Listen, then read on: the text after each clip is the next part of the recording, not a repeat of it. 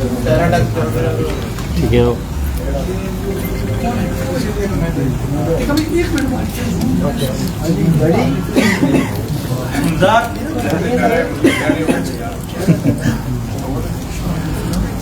بسم اللہ کریں.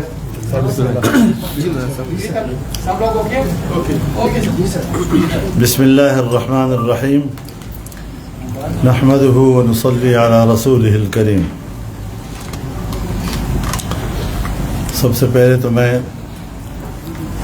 معذرت خواہ ہوں کہ آپ کو اتنا انتظار کرنا پڑا ہے ہماری مصروفیات کی وجہ سے، اور شکر گزار بھی ہوں آپ تشریف لائے ہیں اور آپ کی وساطت سے مجھے اپنی بات قوم تک پہنچانے کا موقع مل رہا ہے. آج ہماری پارلیمانی پارٹی کا اجلاس ہوا. قومی اسمبلی اور سینٹ کے اراکین نے اس میں شرکت کی، اور یہ جو آج کل 27ویں ترمیم کی بحث چل رہی ہے، تاکہ ہم بھی ذرا سر جوڑ کے بیٹھیں سوچیں. لیکن بات پھر وہی سامنے آئی کہ اب تک کوئی مسودہ اس حوالے سے منظر عام پہ نہیں آیا حکومت کی طرف سے، تو ہم ان کی جزیات پر تو بحث نہیں کر سکتے. کوئی چیز سامنے آئے گی تو اس کے بعد پھر اس کی جزیات پر بھی ہم بات کر سکیں گے. کچھ چیزیں ہم نے اصولی طور پر طے کی ہیں. سب سے پہلی بات یہ ہے کہ 26ویں ترمیم میں حکومت جہاں 35 شقوں سے دستبردار ہوئی تھی، جن شقوں سے وہ دستبردار ہوئی تھی، اگر انہی شقوں میں سے کوئی چیز 27ویں ترمیم میں آ کر پاس کی جاتی ہے تو ہم اس کو پارلیمنٹ کی بھی توہین سمجھتے ہیں، اس کو ہم آئین کی بھی توہین سمجھتے ہیں کہ کل 2/3 اکثریت سے پارلیمنٹ نے ایک فیصلہ کیا اور آج کھینچ تان کے آپ پتہ نہیں کس طریقے سے 2/3 اکثریت بنانے کی کوشش کر رہے ہیں، اور وہی چیزیں جس سے کل آپ دستبردار ہوئے تھے. تو کیا یہ پارلیمنٹ ربڑ اسٹیمپ ہے کہ جب چاہیں آپ اسے جو چیز پاس کرائیں؟ لہذا اصولی طور پر یہ بات واضح ہے کہ 26ویں ترمیم سے دستبردار ہونے والے نکات پر اگر دوبارہ 27ویں ترمیم میں کوئی چیز لائی گئی تو یہ قابل قبول نہیں ہوگی.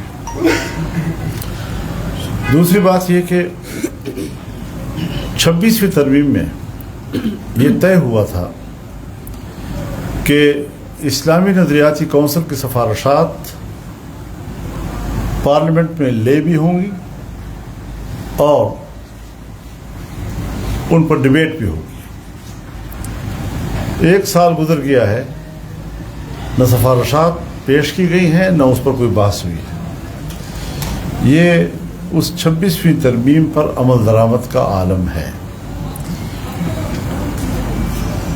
سود کے حوالے سے جہاں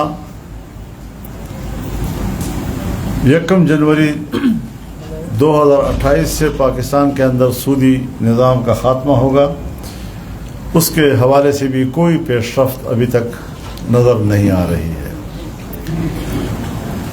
دینی مدارس کے حوالے سے رجسٹریشن کا مسئلہ قانون کے ذریعے طے ہوا تھا. آج مدارس کی رجسٹریشن بھی نہیں کی جا رہی ہے 1860 کی سوسائٹی ایکٹ کے تحت، اور مدارس کے ہاتھ مروڑ کر ان کو مجبور کیا جا رہا ہے کہ وزارت تعلیم کے تحت آپ کو رجسٹرڈ ہونا ہوگا. یہ اس قانون کی بھی توہین ہے، یہ اسمبلی کی بھی توہین ہے، اور حکومت دھڑلے کے ساتھ اس توہین کی مرتکب ہو رہی ہے.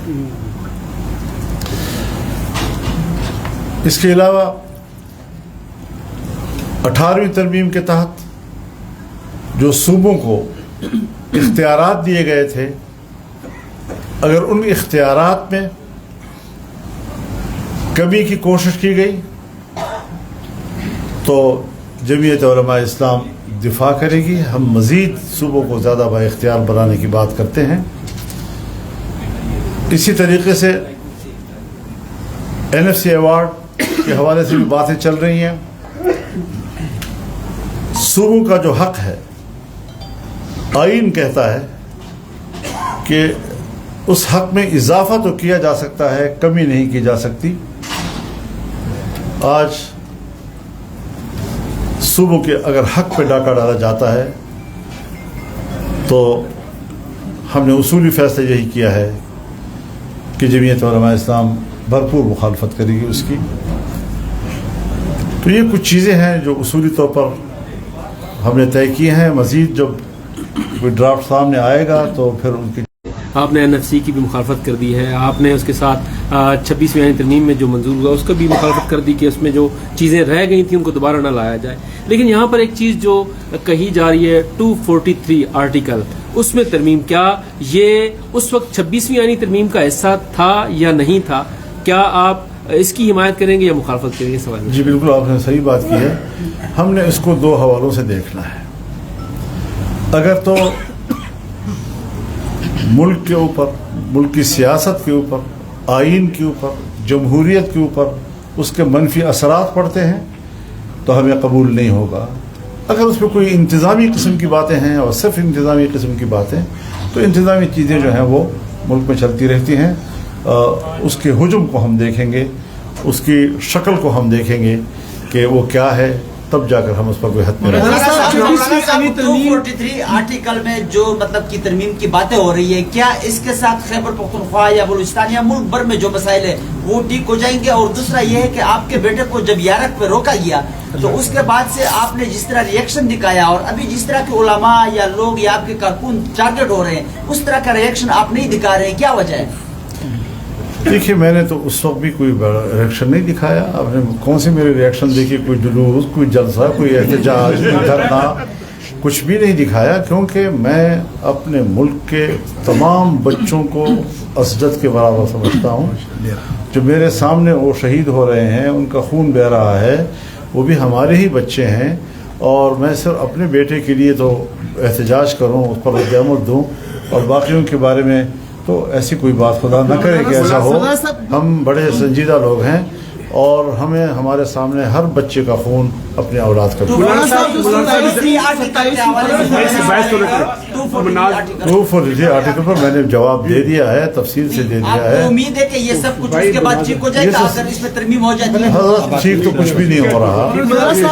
جب ٹھیک کرنے کی بات آئے گی تو جب تک ہم اجتماعی سوچ پیدا نہیں کریں گے اور صرف ایک ادارے کے کوئی سوچ وہی حاکمیت کرے گی، تو میرے خیال میں پارلیمنٹ سے پوچھنا چاہیے. ہماری پارلیمنٹ کی جو سیکورٹی کمیٹی ہے اس کو بٹھانا چاہیے، تمام اسٹیک ہولڈرز کو بٹھانا چاہیے، اور ایک اجتماعی قومی رائے جو ہے اس پر. مولانا صاحب یہ بتا دیں بنیادی طور پر یہ بتا دیں کہ اس وقت جو اپوزیشن کی بڑی جماعت ہے وہ آپ سے پیدر پہ آپ سے متواتر ملاقات ہوئی اور ایک بار پھر آپ کی ورکنگ ریلیشن شپ قائم ہو گئی ہے. انہوں نے ایک آج اصولی بیانیہ یہ جاری کیا ہے کہ ہماری پارلیمانی پارٹی نے یہ فیصلہ کیا ہے کہ یہ جو ہے نا یہ سسٹم یہ سارا کا سارا فیک ہے، یہ اسمبلی فیک ہے، اور اس اسمبلی کو مینڈیٹ ہی نہیں ہے کہ اتنی بڑی جوہری تبدیلی کر دے آئین میں. آپ اس بارے میں میرے خیال میں اس کی تائید کروں گا، اس لیے کہ یہ ایک عوام کی نمائندہ تو ہم نے کبھی نہیں کہا اس کو. اور 26ویں ترمیم کے دوران تمام پارلیمنٹ جو ہے وہ باہمی طور پر رابطے میں تھا، اور اسی رابطے نے یہ کمال دکھایا کہ ہم نے حکمران کو ایک ڈرافٹ کے 35 دفعات سے دستبردار کیا، اور بہت سے ہم نے اپنی مرضی کی چیزیں جو ڈالی وہ قبول ہوئیں. لیکن اب وہ پریکٹس دوبارہ تو ایسی اسمبلی نہ کرے کہ جس پہ اعتراضات ہیں اور جو عوام کی نمائندگی کے حوالے سے وہ اس پر کوشچنس ہیں. آپ نے 26ویں آئینی ترمیم میں ووٹ دیا اور 26ویں آئینی ترمیم میں ہی ایکسٹینشن کی بات آئی اور ٹینیور 5 سال ہوا. ایک تو یہ کہ ایک بات یہ ہو رہی ہے کہ سپریم کمانڈر جو ہے وہ اس کا جو طاقت ہے یا جو اتھارٹی ہے وہ صدر مملکت سے کہیں اور شفٹ ہو رہی ہے. ایک और दूसरी चीज़ ये कि आप नहीं समझते, आपने भी उस एक्सटेंशन में हिस्सा लिया, कि अगर एक बंदे को एक्सटेंशन मिलती है तो पीछे सैकड़ों अफसरान मुतासर होते, और ये तासुर भी आता है कि शायद एक बंदा जो है वो कॉम्पिटेंट है, बाकी इदारे में से लोग नहीं है जो इस इदारे को जो है वो उसकी लीडरशिप कर सके। तो आप नहीं समझते कि इससे पामाली भी होती है और ये तासुर भी सामने आता है? मेरे ख्याल में हमें एक तबी और फितरी किस्म का निज़ाम बनाना चाहिए। गैर तबी और गैर फितरी किस्म के जो हम कवानीन बनाते हैं, सोसाइटी कल उसको कबूल नहीं करती, सियासी माहौल उसको कबूल नहीं करता, तो हमें अपनी ताकत का नाजायज़ फ़ायदा नहीं उठाना चाहिए। 26वीं आईनी तरमीम में ख़त्म कर दी गई, जो 35 जगह ख़त्म कर दी गई थी, उसमें से कुछ दोबारा जिस तरह आपने कहा कि ऐड किए जा रहे हैं, तो आप समझते हैं कि 26वीं आईनी तरमीम में उनका साथ देकर आपने गलती की, और गलती की तो बार बार उन पर ट्रस्ट क्यों करना? बात तो सुनो खुदा के बंदे, हमने कहा कि हमने उनका साथ नहीं दिया, उनको दस्तबरदार किया। जब हमारी मर्जी का बना तो हमने तब जाकर वोट दिया। तो अब अगर वो दोबारा लाएंगे तो एक दफा दस्तबरदार होने के बाद जब दोबारा लाएंगे तो हम फिर मुखालफत करेंगे। ये बताएं अहम मामला 27वीं आईनी तरमीम का है, उतना ही अहम मामला अफगानिस्तान और पाकिस्तान के मुज़ाकरात का है। आप असर रखते हैं अफगानिस्तान के हवाले से भी, क्या आपको एतमाद में लिया जा रहा है? मुज़ाकरात आज फिर हो रहे हैं और ग्रंटर जो है 2 ऐसे मुल्क हैं, क्या उनसे रब्ता हुआ आपका या हुकूमत का? क्या किरदार होगा आपका? नहीं, मेरा इस वक्त कोई रब्ता नहीं है, लेकिन मैं मुंतज़िर हूँ एक अच्छी खबर का कि मुज़ाकरात कामयाब हों। हमारी दुआएं हैं, हम 2 पड़ोसी मुल्क हैं और बाहमी तौर पर हमारे बेहतर ताल्लुकात ही हमारे इस्तेहकाम का जरिया बन सकते हैं। ये बताएं कि 27वीं तरमीम आज सेनेट में लाने के लिए तैयारियां की जा रही थी, नहीं लाई जा सकी। एक मौका पर के जब ये तरमीम पार्लियामेंट में लाई जा रही है और उसके मसवदे के बारे में एक इब्हाम है, सामने नहीं आ रहा, आप क्या समझते हैं कि ये मसवदा क्या हुकूमत के पास नहीं है, इत्तेहादी जमातों के पास नहीं है, या जिन लोगों ने आपसे मुलाकातें की हैं उनका इस बारे में क्या ख्याल था, और ये फिर मसवदा है कहाँ पर? अब ये तो मुझसे न पूछें, ये तो मेरे से पूछने का सवाल नहीं है, ये है भी और नहीं भी है, कहाँ पर है, सारे सवालात वो है कि जो कहूँ मुझसे मुताल्लिक़ नहीं है। बांग्लादेश के दौरे के मुताबिक बताएं, बांग्लादेश का दौरा जो आप करने जा रहे हैं उसमें कहा जा रहा है कि आपको सार्क स्टिकर नहीं दिया जा रहा, वीज़ा नहीं लगाया जा रहा हुकूमत की तरफ से कोई, तो इस पर क्या कहेंगे? मुझे कुछ इतलात मिली थी कि मुझे इजाज़त नहीं दी जा रही, लेकिन देखते हैं अभी फिलहाल तो दिन है। साहब ने आपसे मुलाकात की थी, पहले तो ये बताएं कि वो किसका पैगाम लेके आए थे, और दूसरा ये है कि अगर उनके पास ये मुसवदा नहीं है तो कौन फराहम करेगा? बेटा वो मैं गया था उनकी दावत पे कराची में, उनके घर प्रॉक्सी तौर पर वो मेरे घर तशरीफ ले आए, बहुत मेहरबानी, हमें इज्जत दी उन्होंने, इसके अलावा कोई ऐसा मसला नहीं है। बिलावल भुट्टो जरदारी ने रात को जो प्रेस कॉन्फ्रेंस की, 18वीं आईनी तरमीम के ऊपर 9 महीने तक मुशावरत जारी रही, फिर उसके बाद जितनी आईनी तरमीमें हैं उसके ऊपर मुशावरत का वक्त जो है वो कम होता चला गया। अब भी पार्लियामेंट को जो जिस तरह से 26वीं आईनी तरमीम पास हुई उसमें भी मुशावरत का वक्त कम होता नजर आया हमें। अब जो 27वीं में हम खड़े हैं इसके ऊपर तो ऐसे लग रहा है जैसे आनन फानन आएगी और आनन फानन हो जाएगी। इसके ऊपर ये क्या है, जमहूरियत? देखिए देखा जाता है एजेंडे को।